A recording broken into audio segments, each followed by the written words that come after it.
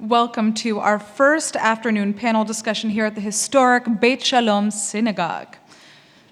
I feel short for this. The topic today is security at religious institutions, and we have with us a very, very impressive panel of experts on this subject. I'd like to welcome first to the table Chris Fernandes, the Vice President of Community Security for the United Jewish Appeal Federation of Greater Toronto.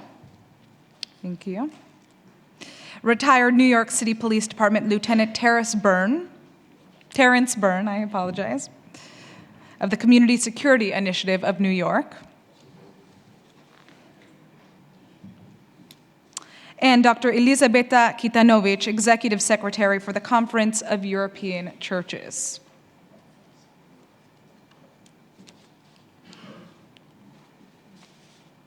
Now, each speaker is going to be first given 5 minutes to introduce their work before I ask a round of questions of my own.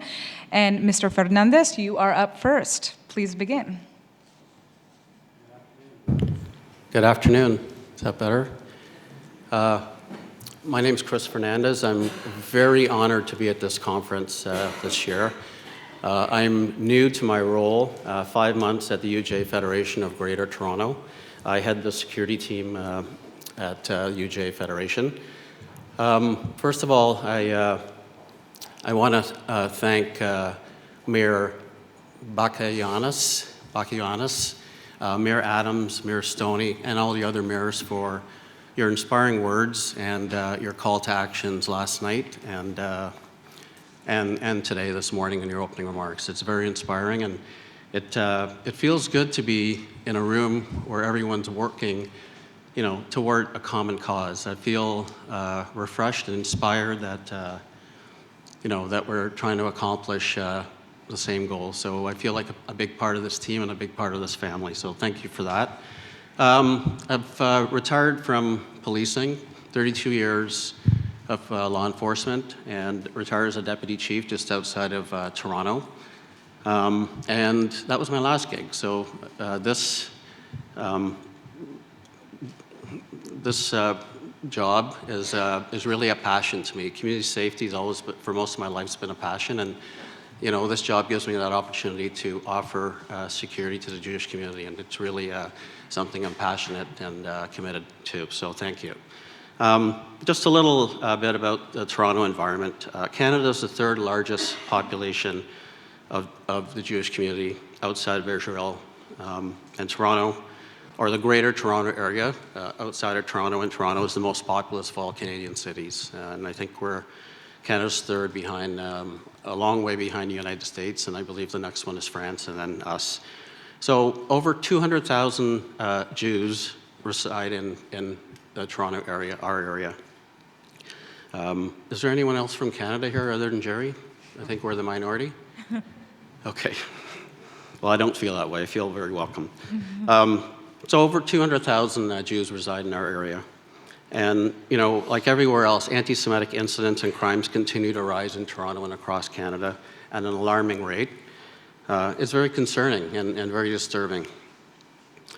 Although the Jewish community in Toronto is one of the safest in the world, it doesn't mean that we're not susceptible to threats and incidents. They can happen there.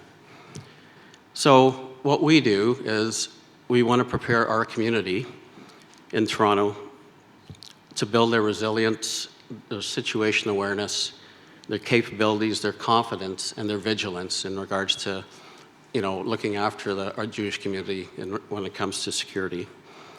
And we empower volunteers to be the eyes, ears, and voice for the community and the institutions that they represent. So our challenge, or one of the challenges that we have in Toronto, is ensuring that the community doesn't get complacent or too complacent or skeptical that incidents, won't occur there, but to have a healthy awareness and vigilance. It's a difficult task sometimes because we haven't experienced the serious incidents that occurred in other parts of the world. Our community security program is just over 3 years old, and the Federation offers free security to institutions and individuals in the Greater Toronto area, synagogues, Jewish schools, and other facilities. Our security team, we're focused on the community, but we also have our own campuses that we oversee when it comes to security. We have a highly skilled and experienced team of professionals at the UJ, and we really focus on training, on providing security audits and assessments, expert security advice, best practices, industry standards, and assistance in the development and training and drills on protocols and procedures for Jewish facilities. We also support institutions and individuals when incidents do occur. We have a 24/7 community security hotline. So our advice, our messaging, and our marketing in our community is call 911, and then when things settle, call us, and we can intervene and support you as an individual. But we know when these incidents happen, it's the entire community that we're there to support. So we really focus on prevention, mitigation, and preparedness as our primary objectives, but also on the response and recovery part of any incidents happening. So those are my opening remarks. Thank you. Thank you so much. I'd like to ask Mr. Byrne to speak next. Yeah. I was so busy listening to Chris, I forgot it was my turn. Can you send some of those guys down all the way in New York? Good afternoon, everybody. Thank you for being here. I thank Cam for inviting me to speak on behalf of the Community Security Initiative in New York, which, like Chris's program, started only just before the pandemic. Through some generous donors and benefactors through the Community Relations, the Jewish Community Relations Council of New York and the UJA Federation of New York. We were able to start this program right before COVID with a generous $4 million, and that was going to last us only 2 years. Obviously, we're past the 2-year mark, so we must be doing something right. We do a lot of the same programming that Chris mentioned. So it's interesting that we started right before COVID because we kept the program going. I got hired in February of 2020, and everybody knows what happened in March, at least up in New York. We shut down. Everything went virtual. We could have said, let's put this program on hold, and I'm glad we didn't. Because a lot of people said when the pandemic came around and we realized that we were going to be dealing with this for quite some time, that people were going to come out of this absolutely crazy. And after listening to everything we heard last night, everything we heard this morning, indeed, that's what we're seeing. And I knew anti-Semitism was on the rise across the world. Just hearing it from different people around the world in person today, it's unbelievable what's going on, and I'm glad that we're here to help prevent it. I spoke to one of the mayors during the lunch break today, and I said, I don't envy you. I don't envy any of our leaders, our political leaders, because they have to figure this out. They have to figure out, how do we address this? It's like the war on drugs. It's like problems with other problems we see that are endemic. I don't see it going away. It's something that we're going to have to live with for a long time. So you guys have the hard job. We're here basically to keep the community safe. So through the funding, what we do is we come and do physical security assessments. We'll do training for active threat drills, and it's a shame that we have to do things like this, but our job is to keep the Jewish community safe in New York City and the greater metropolitan area, and that's what the program is about. But I leave it to you mayors to figure out how we're going to address anti-Semitism, because we're about protecting. But I would like to see a day when we no longer have a job and I can go into full retirement. Thank you so much for speaking, Mr. Byrne. Now, Ms. Kitanovic, the floor is yours. Thank you. I'm quite new, actually, in this field of security because I work as human rights advocate at the Conference of European Churches, and usually I'm dealing with the issues relating to religious freedom. And within religious freedom, we are dealing also with eradicating also anti-Semitism on the European level. As Conference of European Churches, we have been engaged in the European Commissions within European, this is one of the institutions within the EU system in Brussels, in the working group on the protection of the public spaces. And because there were lots of terrorist attacks, like in London, in Madrid, in Brussels, etc., and European Commission decided actually to have the working group and to produce the strategy to counter this violence in the public space and terrorism existing in the public space. And part of the public spaces are also churches, synagogues, mosques, Buddhist temples, and other worship places. And this is why, in this capacity, we have been invited in the European Union to actually discuss how do we protect our worship places. And in this capacity, the most of the experience came actually from Security and Crisis Center of the European Jewish Congress, because they have done these trainings and security protection of the worship places for a long period due to very difficult situation for Jewish communities in Europe. And also we could see that after 9/11, Muslim communities also have been advanced in doing security protection of the mosques due to situation in Europe and increasing terrorist attacks. But somehow the churches and the Buddhists, like they have been quiet behind. So therefore, on the initiative of our leading applicant, Security and Crisis Center of the European Jewish Congress, we actually created consortium. And this is for the first time in Europe that we have actually interfaith consortium, which is gathered around the topic on the protection of the worship places. And we have built a project which is sponsored by the European Union of 3 million euros. And the task is that in the 2 years, actually, we build the network of the ambassadors who are reporting incidents in synagogues, mosques, churches, and Buddhist temples on the monthly basis. And then we report these incidents to the European Commission, to the DG Home, which is in charge for internal affairs, as well as to other institutions like CIPOL, Interpol, and other organizations like OSCE, who are actually dealing with security and protection of the worship places. Within this project, the second, we have created also ambassadors network, and we are trying to enlarge this network, which means that we encourage people within religious communities to report the incidents. And how do you report incidents? We have produced also material. These are guides for the community, a guide for leaders and the staff members, and as well guide for the community members.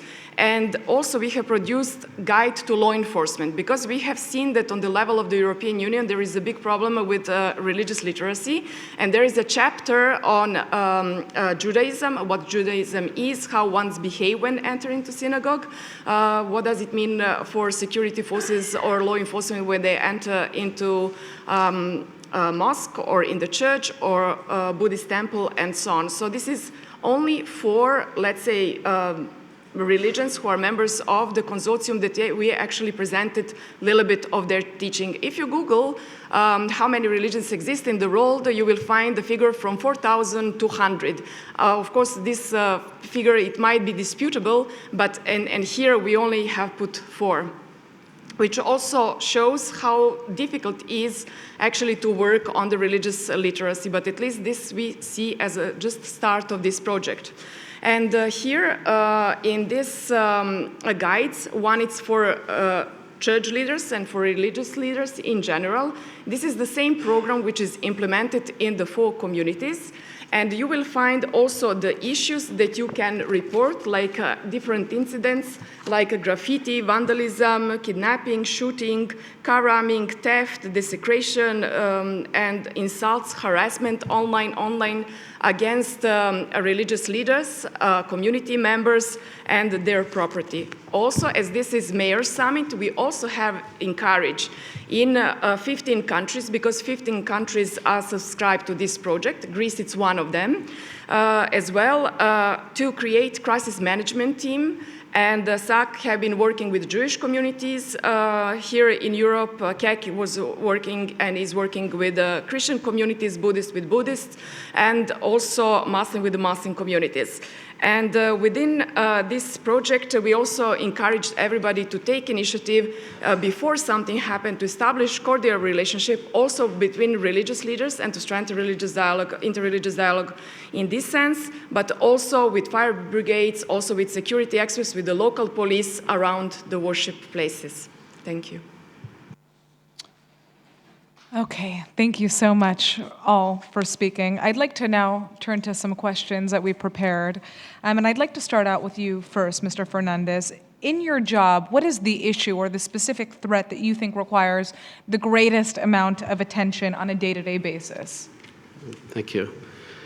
I have the opposite effect of the Brigadier General this morning. With my glasses, you're a blur to me, but I can see my notes.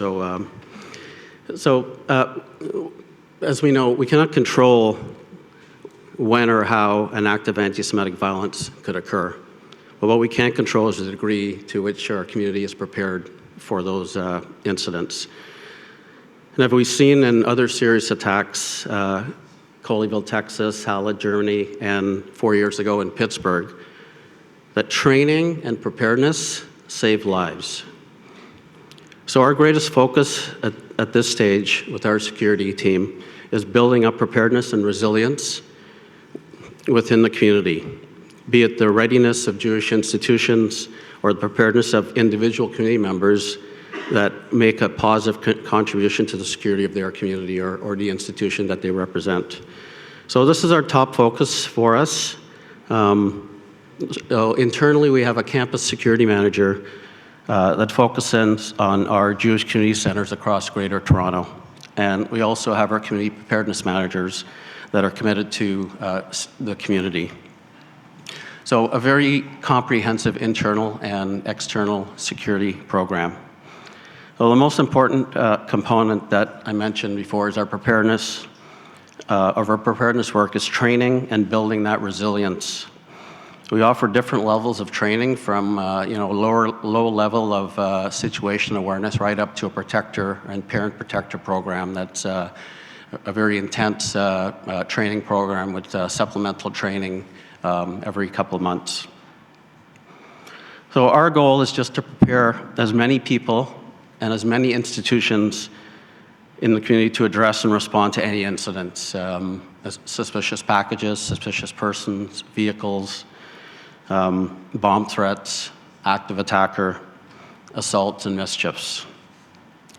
Now, this approach, as I mentioned, includes doing security audits and assessments, developing the procedures and drills and professional security advice and guidance for our different facilities in the community. As I mentioned, a 24/7 hotline that we respond to, we gear our response based on the incident and the circumstances around it. If we can get one of our security team members there as soon as possible, telling what the incident is, we will. Sometimes it's just advice on the phone and then a follow-up on Monday, but we're prepared to respond 24/7 to any incident that happened in the Greater Toronto area. For the campuses, again, intensive training, predominantly for our uniformed security team that oversees the campuses. So we want to make sure that they're prepared, that they're confident and competent to respond to any incidents timely and effectively. And in regards to the preparedness, we also look beyond the Jewish community to strengthen our relationships with partners in law enforcement. So at the local level, we've established some great relationships in collaboration with the local police divisions, with the intelligence units in Toronto and the Greater Toronto area, and with the SWAT teams that we train with and train at our facilities. So fostering these relationships really gives us the ability to act as a liaison and advocate for complainants of incidents or victims of crime.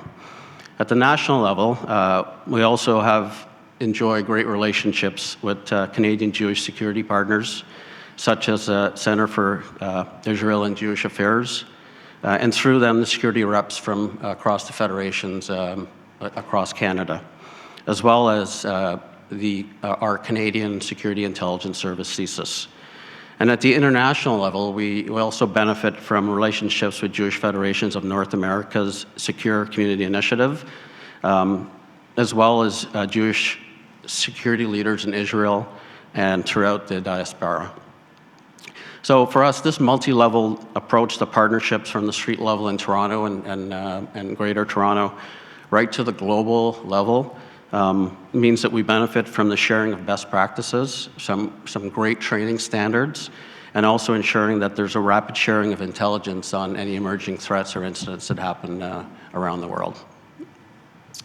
Thank you, Mr. Fernandes. I'd like to turn to you, Mr. Byrne. In the U.S., the last half decade or so has really seen a number of violent attacks targeting the Jewish community. How has the threat evolved in recent years, obviously with the onset of social media, a lot of the rhetoric that we're also hearing from celebrities across the United States today? What is your greatest concern about the current reality that's faced by American Jews? Thank you for the question.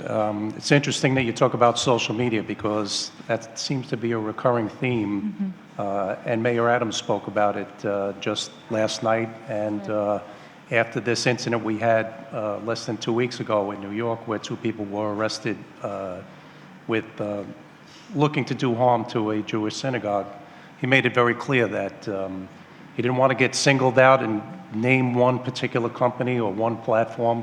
But clearly, their algorithms accelerate the problem, promote the problem, and it just spreads hate, and they're not doing anything about it. So I'm going to read a quick response to that, kind of broaden the scope a little bit. In a period of 4 years since October of 2018, the Jewish community in the United States has seen 4 deadly attacks. 3 against synagogues, that's the Tree of Life, Poway, and Muncie, New York, and 1 against a Jewish market in Jersey City that collectively have resulted in 15 dead Jews. These deadly attacks, coupled with the rising levels of verbal harassment, anti-Jewish, anti-Israel, graffiti and hate speech, and physical assaults against Jews, have forever changed the perspective of security in the American Jewish community. Hence, security has become an essential element in every aspect of Jewish life now in the United States, something we never saw before. Whether it is active shooter drills in synagogues, like Chris referred to, application for grants to harden doors and protect windows in Jewish day schools, to handling bomb threats in JCCs, seems like no aspect of Jewish communal life is without a security element now.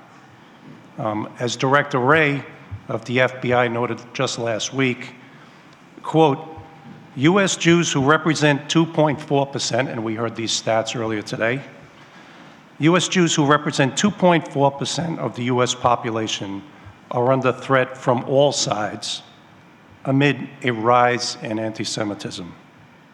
He also noted that 63% of religious hate crimes in the U.S. are motivated by Jew hatred, and that hate crimes and domestic terrorism warnings have been raised to a national priority. The Anti-Defamation League's 2021 report on anti-Semitism in the U.S. tracked record levels of vandalism, harassment, and physical assaults against Jews in America last year. And I can attest to that. I cover Manhattan. I don't think a day goes by, and even since I've been here for a couple of days, where I don't get some incident being reported. Some of them seemingly minor, a swastika on the wall, and I don't mean to downplay it, but compared to some of the other things, it's just mind-boggling, the number of things that are happening. But how has the threat evolved? The first is the turn to physical and deadly violence. That is something new in the United States. Before the horrific attack at Tree of Life, there was never a deadly attack against Jews of that scale. The second is the normalization of anti-Semitism. especially on social media. If Kanye can get away with it, why can't I? Speech that was not accepted has now become mainstream, especially on the new Twitter. And anybody who follows that, we have 2 intelligence analysts that work for us. There was a spike once there was the changeover at Twitter, and you all know what I'm talking about there. And the third is the merging of anti-Zionism and anti-Semitism. We talked about that this morning. In New York City, when Israel and Gaza went to war in May of 2021, Jews in New York City, and I was a witness to this, I was out at one of these demonstrations, were attacked by pro-Palestinian demonstrators. The attackers didn't check if they were Zionist or not. Just being a Jew was enough for them, so essentially the 2 ideas merged. If you were a Jew, you were a Zionist, and therefore fair game. Our team at CSI is looking at threats from all across the spectrum, from neo-Nazis and white supremacists who focus on Jews' roles in the Great Replacement theory, to Black Hebrew Israelites who claim to be the true Jews, to violent anti-Zionists who target Jews as Israeli proxies, and then there are the American ISIS/jihadi wannabes who, as recent as 2 weeks ago, as I mentioned, had intentions to attack a synagogue in New York. And then it was a threat in New Jersey just a week or 2 before that. So, needless to say, all of us sitting up here and anybody else who's involved in security for the Jewish community, we're all working on overdrive these days. So, it truly is an emergency. I've heard several speakers talk about that. I think we're at that level. That's the emerging threat. Well, it's certainly fascinating to hear it from your perspective, from the security perspective. I'd like to turn now to you, Ms. Kitanovic. Why is the Safer and Stronger Communities in Europe, otherwise known as the SASCE project, so needed at this time? And what are going to be the benchmarks to ensure its success or to measure its success? Thank you. So the terrorist threats in Europe are unfortunately on the rise. We could see through the reporting that there is higher level of criminality due to the crisis, economic crisis in Europe, due to migration crisis that we have as well. We could see the rise of neo-Nazis movements as well. In certain countries, and also if we go to the northern part of Europe, we could see that there are some ideas of having white Scandinavian state, like that there is a movement promoting this kind of ideas. Europe, it's very, very diverse. And we could see, for example, that when we wanted to, when we came with this idea, for example, to Poland, idea to have the training on security and crisis management was not immediately accepted because people are reluctant. They would like to live in safe, harmonious society. They are not really ready to tackle the issue of security and to go through these trainings, because this is still a training also for the community members. And then people get scared. Why do I need training on security and so on? And but then the war in Ukraine, between Russia and Ukraine happened, and then the border between Poland and Ukraine was in danger, and then people saw that actually this training was very much needed. In some other countries, for example, big challenge was building relationships also between the communities. For example, because we built this interreligious project based on the Jewish experience, mainly, how they have built the training for Jewish communities in Europe on security and crisis management. And their experience is different than experience from the Muslim communities, Christian communities, and Buddhist communities. And then we had to find some lines and to adapt this project in various communities. And we could see, because a part of this project is also to encourage community members and the leaders to build a relationship with Ministry of Interiors, with Security Analytic Department, who are preventing terrorist attacks. And we could see also when we tried to do in certain countries in the European Union, that was very difficult because there is no trust between religious leadership and also Ministry of Interior, because in some countries there were dictatorship, and then police was seen as a part of the dictatorship system. So reconciliation between, let's say, establishment and religious communities was not there. So there are many, many examples, and they are very diverse from country to country. It is different in the northern part of Europe, in south, in east and the west, and as well in the center part of Europe.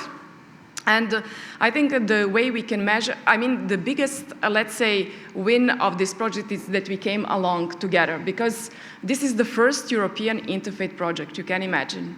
And it is first time that we are working together on the interfaith level, on European interfaith level, protecting the worship places. So it is a very touchy topic.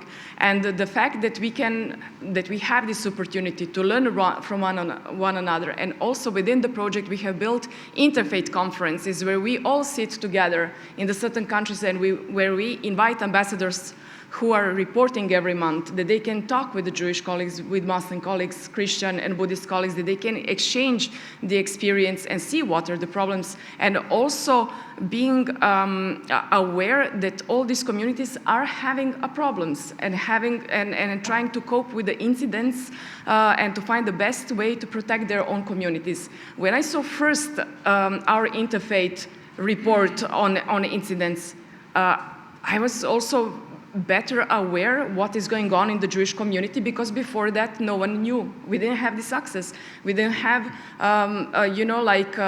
we read things in the newspapers and so on, but we didn't see it in such a systematic way. And also for the Muslim community and the Buddhist community and so on. So I believe that by continuation in this field, even we finish with a project as such, because of course the funding is limited by the European Union. I think that the continuation of these reporting mechanisms will be actually the best benchmark to describe the success of this consortium. Really, really fascinating, especially how different the issues are across Europe that you're dealing with. All right, I now have a general question. Feel free to answer. Not everybody is required to speak, but what do you think municipal authorities can do to further secure their local faith communities? At this point, given your experience, you have long careers behind you, what do you think is the most necessary move to ensuring the security of faith communities? Thank you. So at last year's summit, Toronto's Mayor John Tory spoke virtually, and he spoke about educate, advocate, and act. I believe that's the right approach. The first step is, of course, education for mayors and municipal councillors. They need to understand, and I know the mayors in this room do, what is happening in their communities. For example, it's important that local politicians know that anti-Semitic incidents are on the rise year after year in Toronto and Canada. And this is just the reported hate crimes. The actual number of incidents is a lot higher.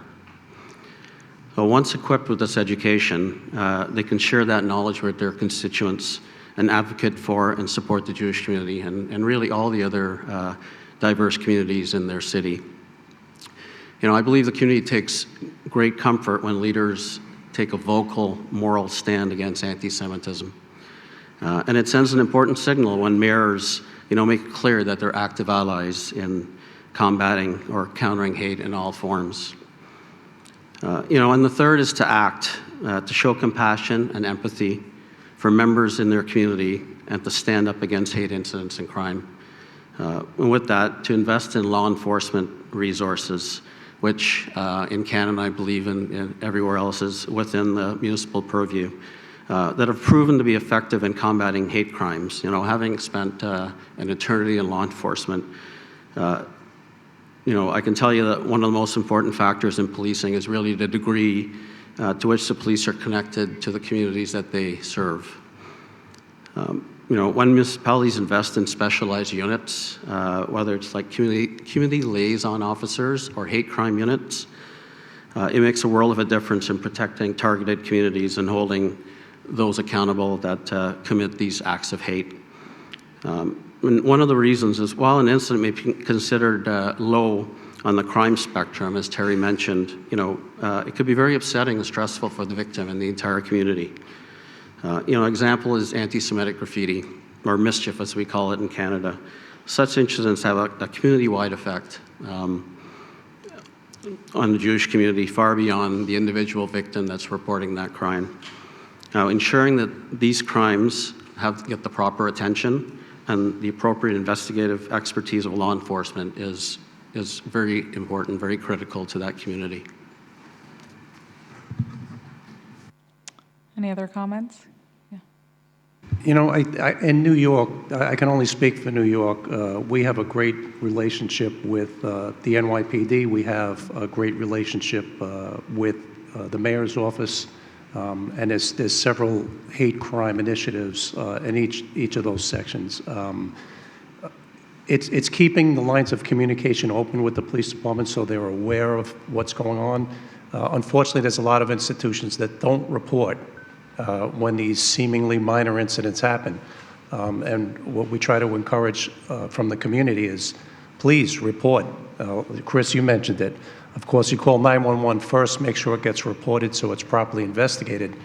But report it to us, report it to ADL, report it to other partners, CSS, the volunteers, so that everybody's aware of what's going on. And let's face it, all you mayors in here know that sometimes legislation is driven by statistics. And it's clear that anti-Semitism is on a rise across the globe. So pay attention to the stats and maybe increase the penalties for some of these crimes, especially hate crimes. It's tough, we talked about that this morning, that it's really, in the United States anyway, it's an enhancement of an existing crime. So you have to have an assault or some other underlying crime, and then it increases the penalty. But I think, at least in the city, they do take them very seriously. It's just that a lot of people don't see the immediate results. They see the headlines, it's in the news for a couple of days, and then it seemingly goes away. But at least, again, in the city, they take these very seriously. They've had a lot of arrests based on cases that we reported to them. And I know there's quite a few about to come. These things take time to investigate, so you got to give them a chance to do their jobs too. All right.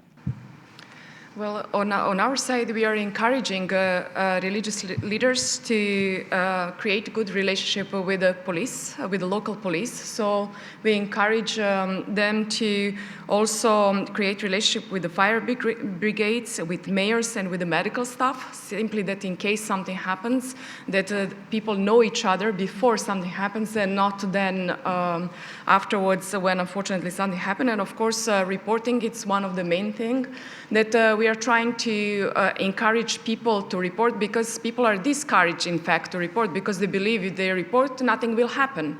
And because the justice mechanism is very slow, and sometimes nothing gets done. And of course, to encourage people, it is actually the most energy, I would say, we spend on this issue to encourage people to report. And in Europe, we have 112 phone number for reporting the incidents. And as a part of the package which relates only to SAC, to the Jewish communities, in this project, we have a tablet, and colleagues from SAC, they can talk a little bit more about that in every synagogue in 15 countries, they have inbuilt this special, let's say, tablet, where you just press in 3 seconds the button, and then the report is coming also to Brussels, to their community center, and they know that something is happening. This is one point. Second point is that in Malmö, in Sweden, I would take this example. As we built this interfaith conference, we visited actually Mayor of Sweden, and we have been proactive because we were interested in how they're doing their crisis management. let's say, trainings and preparedness, because we have learned that from time to time there is a person from Denmark who is burning Quran in this country. And of course that makes a big problem and riots in the city. There were several images in Sweden, in this city, in Malmö, that the city was pretty much devastated. So we went to see how actually they prepared their stuff in the city hall. And we learned about, like the way they organize themselves, their work with media, their work also with religious communities, and how much actually a mayor of the city initiated interreligious solidarity when something happens, a terrorist attack or incident, actually people come along together. So this encouragement by mayors, it's very, very important.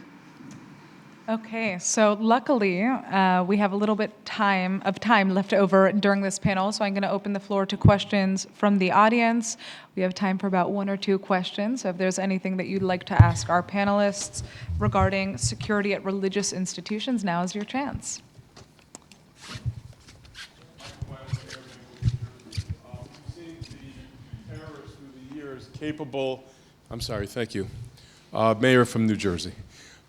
We've seen terrorists in recent years capable of multitasking. Mumbai, I think, was the first time where they went and they hit multiple sites.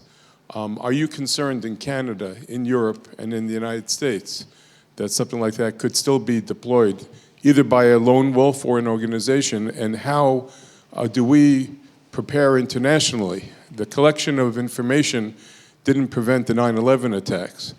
If the Jewish community is so small, de minimis, if you would, shouldn't we be coordinating internationally at the same time? I think we're moving to that type of cooperation. I mean, I can use a couple of Fridays ago as the perfect example. These guys that were going into, that got picked up in Penn Station. That started out on that Friday at about 11 o'clock in the morning. Our analysts, the 2 analysts that we have who happen to be embedded with the ADL Center on Extremism, picked up on this chatter, these tweets that this guy was putting out with a new web scraping tool. It's a tool we just started using maybe 2 weeks before that. So what happens is they get, almost like when you go in the office in the morning and you check your emails, they get a bunch of threads. Some of them may be viable threats, some of them aren't, but it still takes a person to go through them and figure out, is there something here that is actionable? And they found this. You'll see different reports that CST in the UK picked it up first. CST actually reported it to the FBI in New York. We reported it when we got it, which was almost simultaneously, to the FBI and to NYPD. CSS picked it up too. So there were several different entities, including overseas. CST is the volunteer organization in the UK, if you're not familiar with it. There was a lot of coordination and cooperation across different police agencies and different Jewish religious security organizations.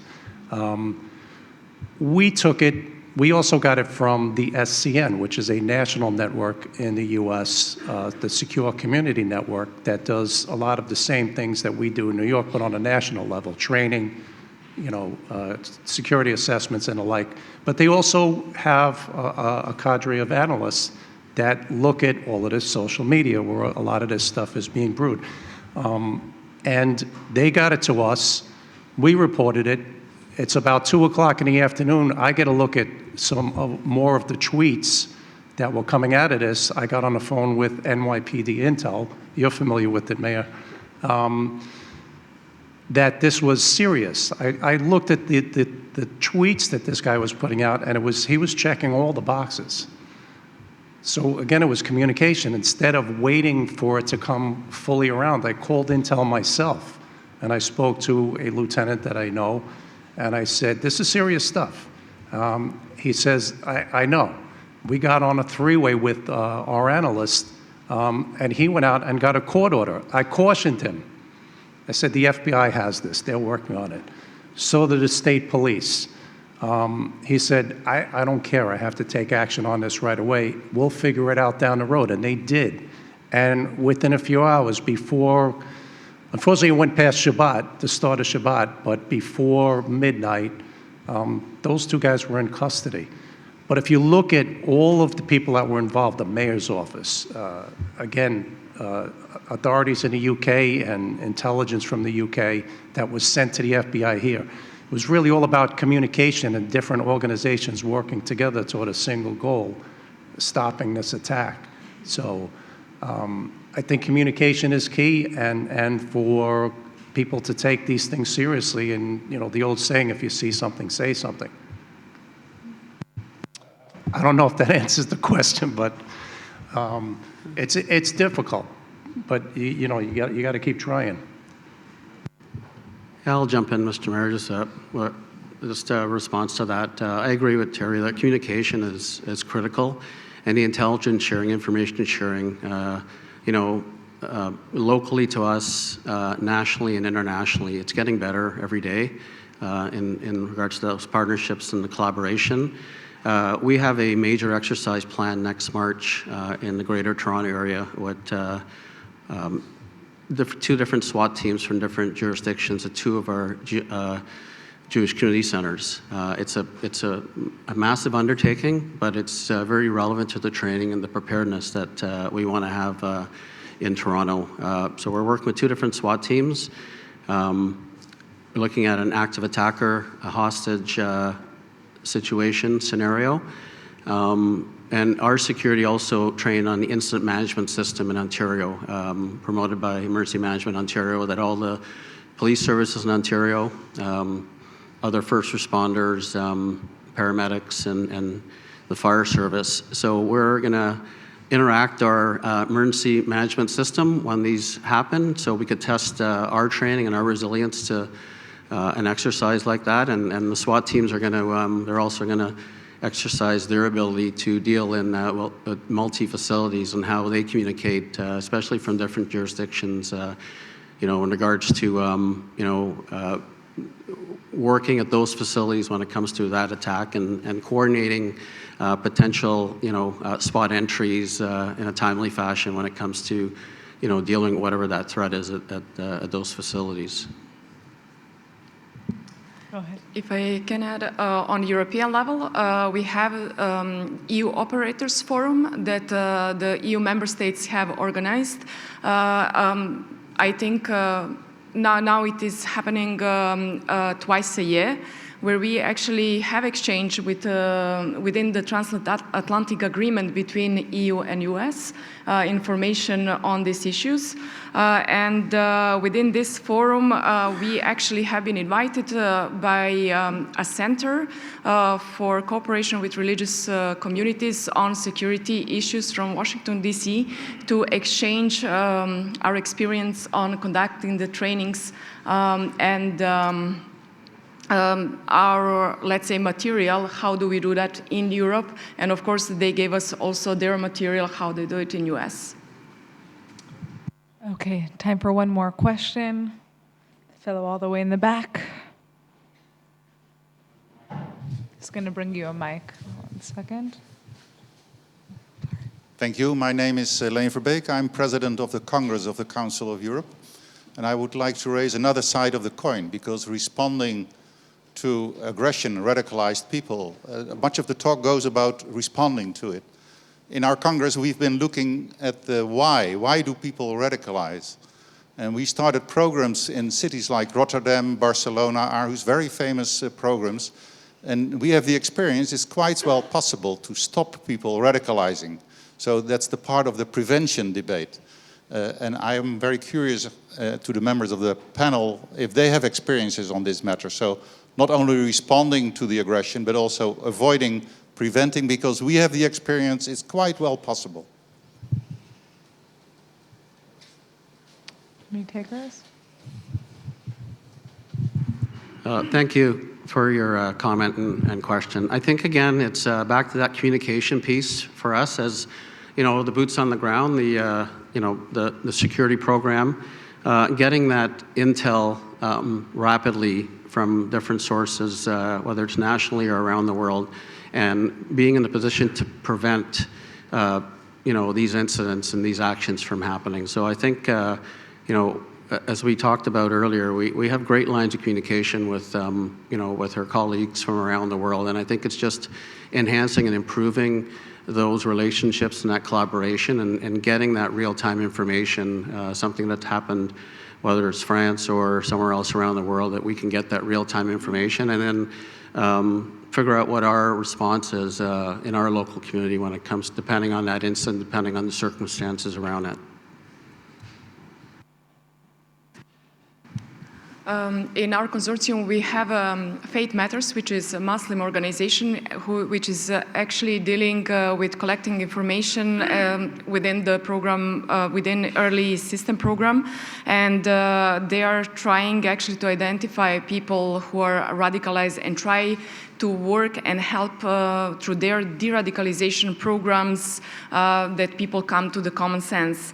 But on the other hand, as I have been monitoring for years, the EU legislation and provocations, I would say, legal provocations of religious communities in Europe, I would like also to underline that the laws which are banning ritual slaughter, which are banning circumcision in the EU countries, are also a way that we are also somehow challenging people to and sending the message as a society that they don't belong to Europe. And in one way, people have citizenship, they are there for God knows how many generations, but somehow they have not been accepted. So we have to also see, before these terrorist attacks occur, how we also on the legal level can really make sustainable laws and implementation of these laws that people feel well and that they feel actually committed to the countries where they reside. You know, as a prophylactic measure to combat radicalization, you have to know about it first. And in our field, it's more, we're proactive, but in terms of teaching people what to look for, teaching them how to react to an attack. You have to identify somebody that's radicalized, and at least in the US, most of the more recent attacks, first of all, we have a problem with domestic issues. But it's the so-called lone wolves. And I don't even like using that term because they're not really lone wolves. They're getting radicalized online. So these characters that are sitting, and I think COVID exacerbated the whole problem because they had nothing to do. They're locked down. They're sitting on their computer getting radicalized. Nobody knows what their game plan is unless they start, like the guy 2 weeks ago, where he started tweeting things and checking all the boxes. That's why he rose right to the top, because he mentioned incel ideology. He mentioned about, I'm real serious this time. He was talking about going to see his priest before he went out. It's going to happen tonight between 8 and 10. He was very specific. It was actionable. Nobody saw that guy getting radicalized. So I think those programs are more after, sort of after the fact, after somebody's identified. Maybe they break up a group that they were aware of. I don't know how successful they are, but if you don't know that they exist, for us, it's not really a viable strategy. All right, well, on that note, we're going to move on to our next panel. I'd like to thank all of our panelists for their participation in this discussion on the security at religious institutions. Really, really fascinating to hear your perspectives. Thank you so much for joining us.